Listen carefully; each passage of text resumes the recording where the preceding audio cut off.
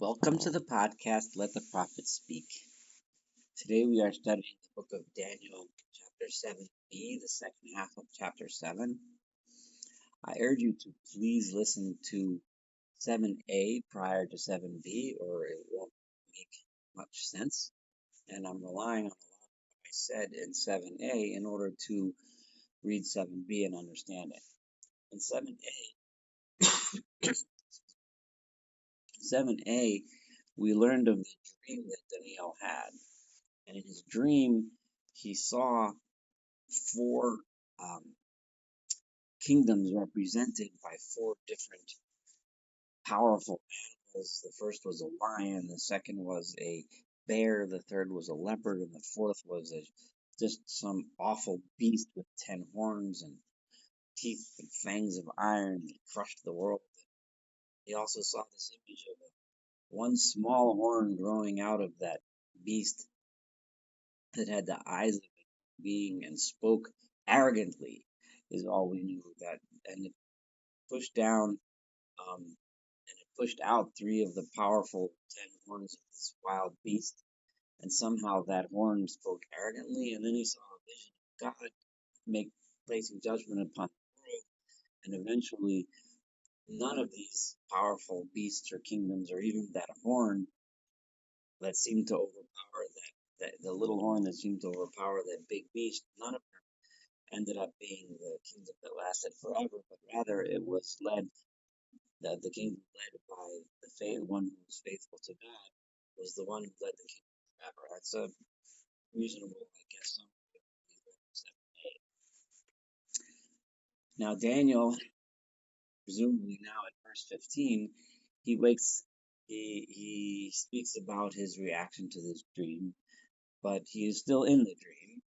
And Iskiriyat Ruchi Ana Daniel Begoy or Bego Nidne.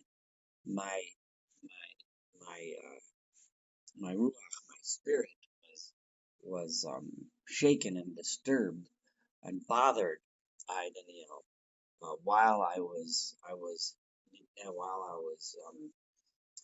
as like a state of drowsiness or slumber. And the visions of my mind were shaking me. I needed to know the meaning of all of this. I needed to understand it. So he's still in his visions. Kervat el Chad min Amaya. I went to one of those myriads of people. Remember, it seemed that in the dream we mentioned in 7a that pretty much all humanity was standing there being judged, and there was a lot of attendance to the court. So I went to one of those people that was attending to the court, obviously they're representing an angel in God's court, V'yatziva ev Amy called, and I asked him for the truth about all of this stuff that I had just seen. Amarli, so he talked to me and he told me the meaning of these words.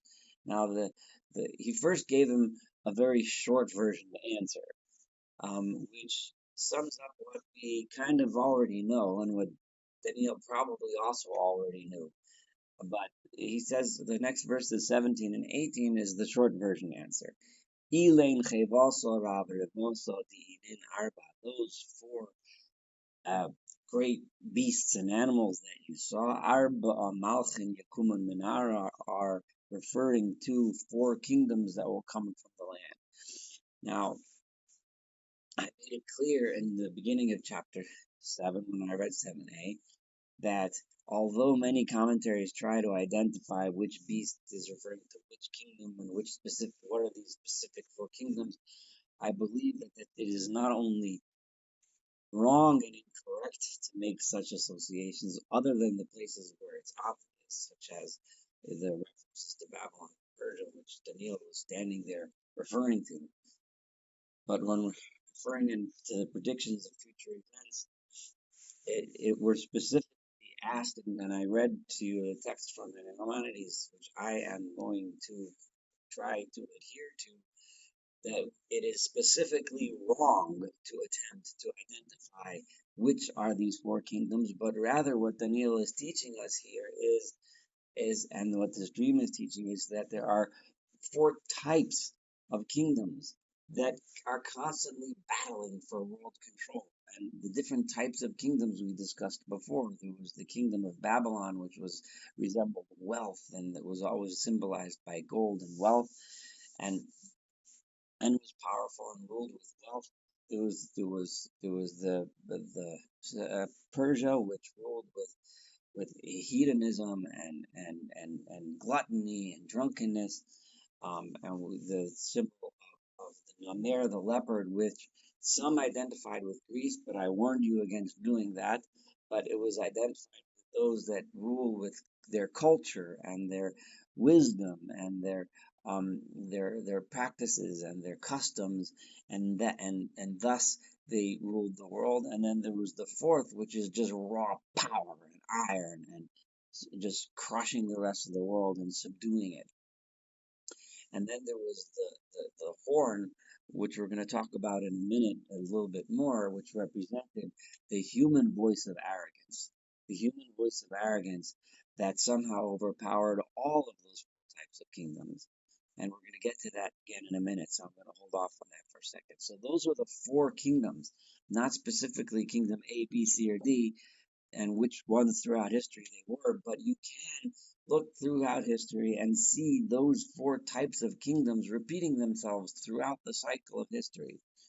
And how you make these interpretations is up to each one of us to look at and think about. What Daniel was observing was not specific events or specific countries, so on. Bikablun, verse 18, Malchusa Kadisha Elyonin, and the end of the dream, what you saw was that the holy people, the people that are the real holy ones, the ones that are faithful to God, they are the ones who are going to end up accepting the kingdom that lasts forever. Those are the ones that will inherit the kingdom that lasts forever. That all of those other four types of kingdoms and whatever was represented by that little horn with the eyes and the mouth, which we'll get to in a second, all of that will be gone. And what really lasts forever are those that are faithful to God, those that are Kaddish Elyonim. And so this is a very short version, a 2-verse answer to Daniel's question. But Daniel saw so much more detail. He wants to know what's the meaning in all that detail. There has to be more meaning in this than just, not that message is not important. It's important and it's a great message, but there's more to it. What's all this business with this awful fourth beast with all of its horns? One little horn and what a dying at that point. Verse 19, Savitli Atzava, I desired to be here means desire, like I desired the truth. Al Chayv Sari Viyafa, to know about that fourth beast, the Havas Shanya Min Kolhein, that was different than the others. The others I kind of understood. We can understand he understood the reference to the Babylon. He was there. He was watching Babylon. He saw it. He knew it. He lived there. Persia, he was observing. He knew. He lived. He understood. He got it. Even the Namer, the leopard, which may or may not represent Greece, but it could represent a concept that he could understand, something that he could see. But this fourth beast, Techila Yatira, was fearful in a great way. Shina di with teeth of iron and the Tifraya di Nachash, and it had the um, claws made out of bronze, Achla, Madaka, and it devoured and it crushed everything, Shoro Viragli, and trampled everything Rafsa that was left. So what was that one about? I didn't understand that one. And then to make it even worse, I also don't understand the Karnaya Asardi Veresha. What about those 10 horns? What do they mean? The Achari, the Silkas, and then the new horn that sprouted after the 10th one. Unefala min kodomatlas, and it knocked out 3 of those 10 horns. Vikarna dikain v'ainenle, and this one little horn had eyes on it, and it had a mouth that spoke arrogant words. Say, and it was somehow stood out from all the other horns, so it knocked out 3 of the horns. Presumably there's 7 powerful ones left, but this one talked and talked and talked. It was a talker. What was it saying? What does this mean? Chazes, I saw this. Remember, he's still speaking to this attendant who gave him a short shrift, kind of, get him out of my way kind of answer. I'll just give him some quick answer. But no, Daniel wanted more. But Karnadi came and of the Karovim Kadishin. And then also I saw this horn that spoke, um, went and did war against the Kadishin, against the holy people that were faithful with God, and it was able to beat them out. Adi Atah Maya, and this little horn was able to beat even the holy people, even the faithful people, until God Himself came. Vidina gave a judgment in favor of the holy people, in favor of the people who were faithful to God. And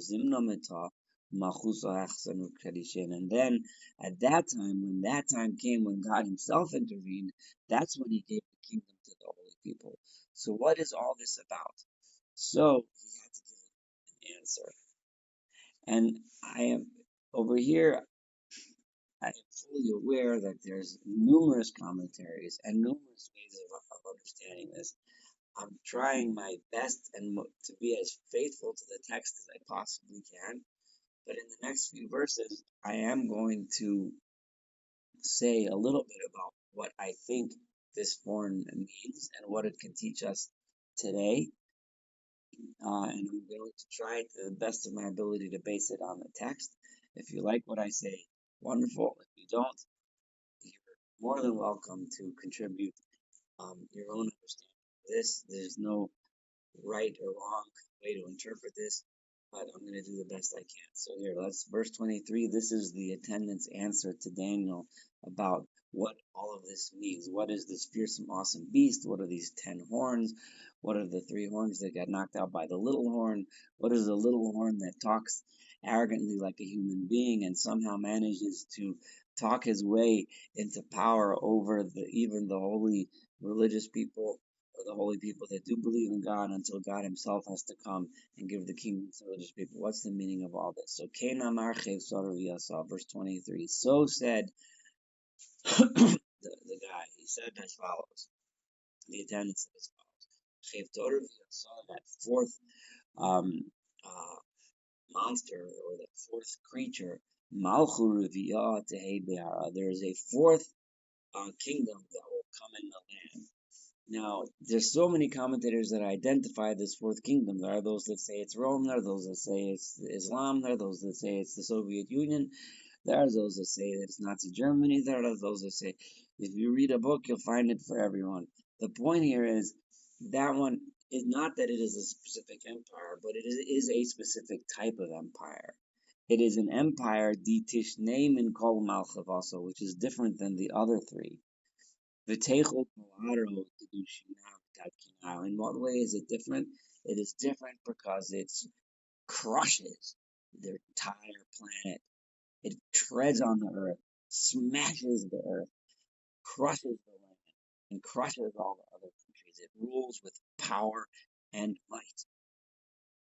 That is how the fourth kingdom. That's why that fourth kingdom is so fearful and so awesome and so different from the others. It's in its destructiveness. Now, whether or not it's referring to the entire world today, which is so destructive to the world that we live in, I'm not going to claim that Daniel was specifically talking about this, but maybe he was. Maybe that's what he saw in his vision, that humanity ultimately will gain power and just crush the world, crush other nations with power and so on. Vikarnaya Asar, the number 10 is found throughout the words of the prophets. When you have 10 generations or 10 things, that's something that's long lasting, that goes on for a long time, that's well established. That's what 10 refers to. The Karnaya Asar, the fact that it had 10 horns. Mina Malchusa Asro Malchini Kimun. It means that this nation, or this type of nation, is going to have 10 kings that are come.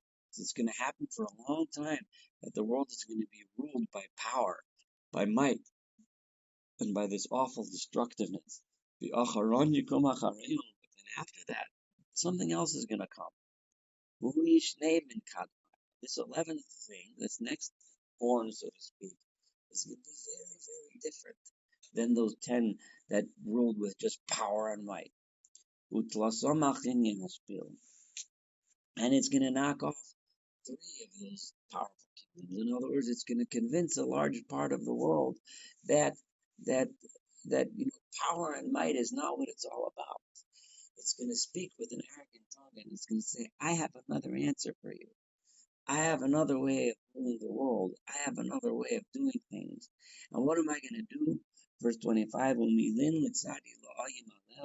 he's going to speak words against God. He's going to say there's no such thing as God. He's going to say, don't believe in I am a person. I am a man. I have wisdom. I can control everything. And then he's going to talk to the religious people that believe in God, and he's going to those that are believers in God. Yivale, he will harass them. V'yisbar, and he's going to explain through his tricky tongue, that I can show you how I can change the things that you think. I can change the times. I can change the beliefs. I can change the religions. I'm better than that. I'm smarter than that. V'yisyahavun b'day, and the world will be enticed by this new type. It's not a kingdom that comes with smashing, but it's a kingdom that comes to say, it's not even a kingdom, but it's the human being saying arrogantly, there is no God, and I know better. I could mess with the times. I could mess with nature. I can explain to you everything. It's going to happen for a time and several times and half a time. In other words, this is going to go on for a while, where there might be some of the nations, the other 7 horns are still running around crushing. But this one is able to conquer those, at least 3 and say, I have something else. I have something better than God. I have something more.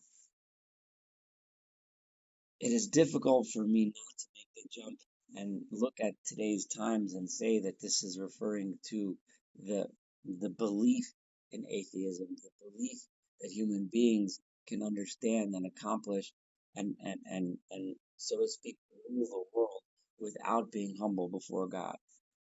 I admit that this is a jump that I am making, but it is something that seems to flow from the words of Daniel.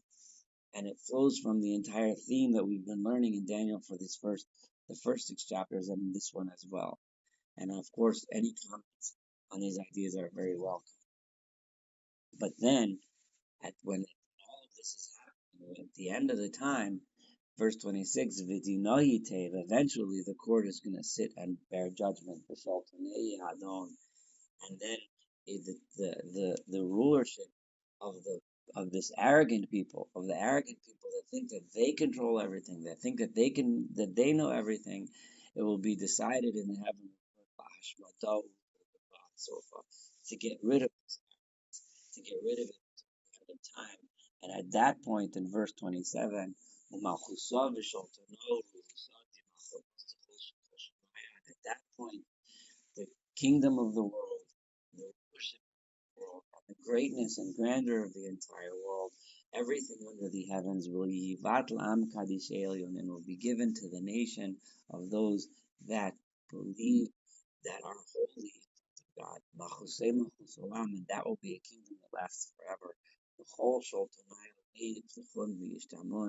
and all of the other kingdoms of the world will will serve and obey the leader, the nation who is the holy nation of God. This is the point and the purpose we've seen throughout Isaiah. We've seen throughout all the other prophets. The same prophecy spoken in a little bit of a different language, which is the idea that the people of Israel, those that are faithful to God, and those that join them and continue to be faithful to God, and then all of the other nations of the world will learn from them and see who the true God is and become humble before Him. Adka, this chapter ends now with this last verse 28. Adka Sofa Nosa.